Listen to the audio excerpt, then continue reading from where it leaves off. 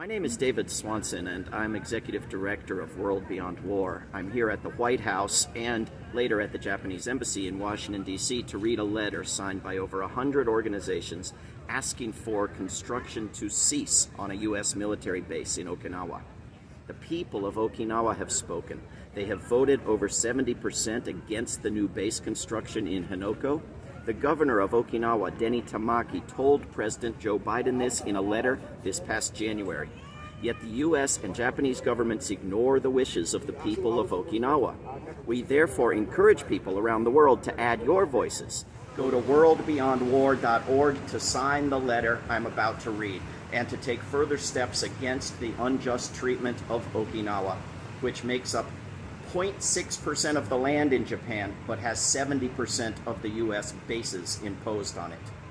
The bases on Okinawa make it a target and impose on it drunken behavior and sexual violence, noise pollution, water pollution, forever chemicals, and even the spread of disease pandemics. In short, a colonial presence above the rule of law and unaccountable.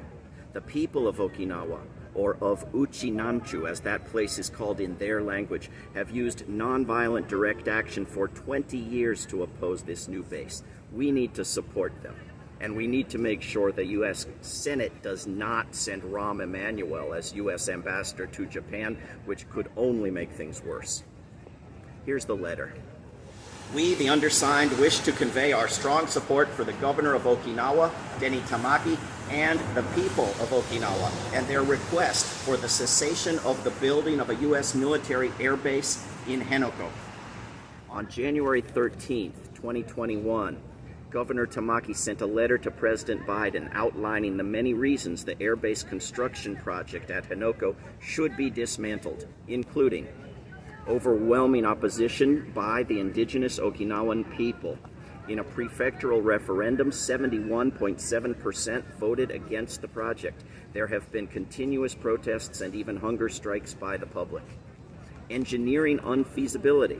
The construction plan requires large-scale land reclamation work, but the seabed that will be reclaimed is as soft as mayonnaise and poses massive engineering problems, which has caused the completion date to be pushed from 2014 to 2030, and the cost from $3.3 billion to $8.7 billion. Some engineers do not believe that it is even possible to build. Even Mark Kansian of the Center for Strategic and International Studies has concluded in a fact-driven report that it is unlikely that the project will ever be completed. Moreover, the site is vulnerable to earthquakes. There is an active fault under the site. Irreparable environmental damage. The ocean area that is being reclaimed is unique in its biodiversity and is the home of endangered marine mammals such as dugongs. The United States maintains 119 military facilities in Japan. Okinawa, which makes up only 0.6% of the entire land area of Japan, holds 70% of these facilities, which cover 20% of this small island. For decades, the people of Okinawa have suffered at the hands of occupying forces. The U.S. military has already caused grievous harm by aircraft accidents, crimes by U.S. service members, and major environmental pollution by toxic substances such as PFAS. The very least the U.S. could do is to stop building yet another base on this besieged island. These words from Uchinaguchi, the Okinawan language, mean life is precious.